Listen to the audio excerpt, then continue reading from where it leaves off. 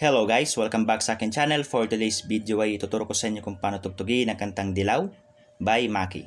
Pero bago tayo magsimula, kung hindi ka pa nakakapag-subscribe sa akin channel, please subscribe at pa-click mo na rin yung notification bell para lagi kang updated kapag meron akong bagong upload. Simulan na natin. Ang kantang to ay madali lang tugtugin dahil meron lang tayong 4 na chords na tatandaan. Una ay A, next ay E, next ay F sharp minor. Kung hindi kaya yung bar chord, meron tayong alternative.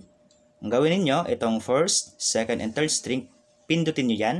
At itong ring finger mo ay ilalagay mo sa 4th string, 4th fret. Pero, kung hindi pa rin kaya na meron ditong extra finger, ay pwede mo naman siyang tanggalin.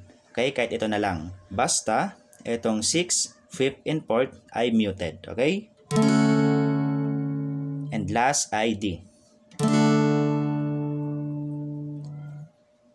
So, para naman sa strumming pattern niya ay ganito. Down, down, up, down, up. Down, down, up, down, up. Lagyan natin ng chords. So, ganito siya.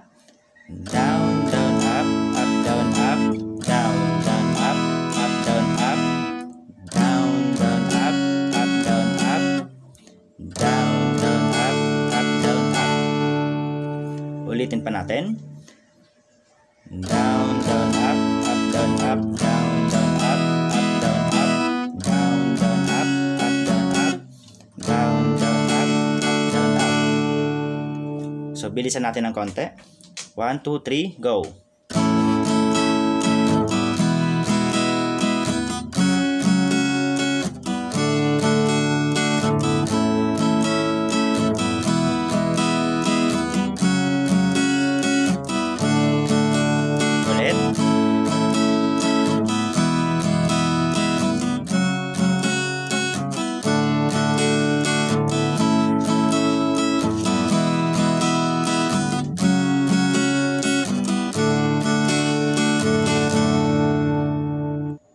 So, diba, sobrang dali lang. So, paulit-ulit lang yung mga chords. So, i-master nyo lang. At kapag nagawa mo yan, ay kayang-kaya mo na siyang tugtugin, okay?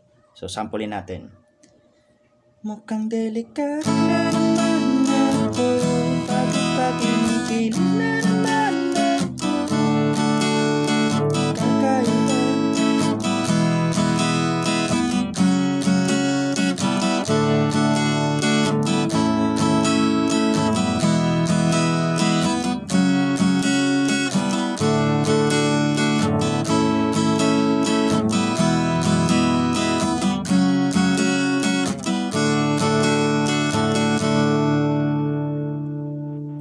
So, ganun lang tugtugin ng kantang Dilaw.